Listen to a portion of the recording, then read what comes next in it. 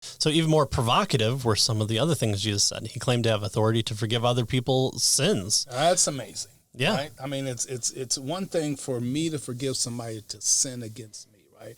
Okay, you've done something against me, I forgive you. But it's quite another thing for me to try to forgive somebody who did something against you. Right. You did something against Patrick. I forgive you. No. Hey, wait, hold on a second. Patrick has to forgive you, right? Right. Yeah. Right. Yeah. And so he claimed... But he claimed to forgive sin. Right. Right. So this is someone who's either speaking for somebody else or who's inappropriately speaking for somebody else. Yeah. So he claimed to have this authority to forgive other people's sins, a claim his critics considered to have blasphemous implications. Rightfully so, if not true. Right. Yeah. Because the Jews believe that only God has the right to pardon sin. Because ultimately, when you sin against me, you're ultimately sinning against a law that God has put in place, and so all sin is then directed towards God. Towards God, ultimately. Right. Yeah, that's true.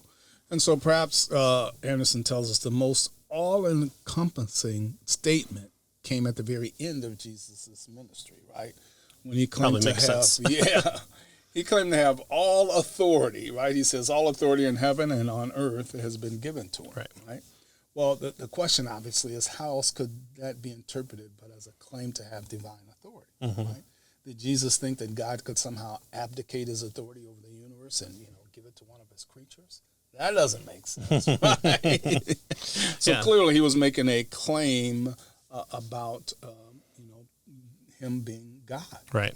And tying those two together, when he says, if your sins are forgiven, even the Pharisees go, well, who's this person think he is? Is he God? He goes, which is it easier to say to this man, your sins are forgiven, or to make him walk? And he does both. And so again, it's this tying together that should lead people to a proper understanding of who Jesus is. So he doesn't have to say, oh, it's because I'm God. Look, he goes from sinful to being forgiven. Watch. Okay, there you go.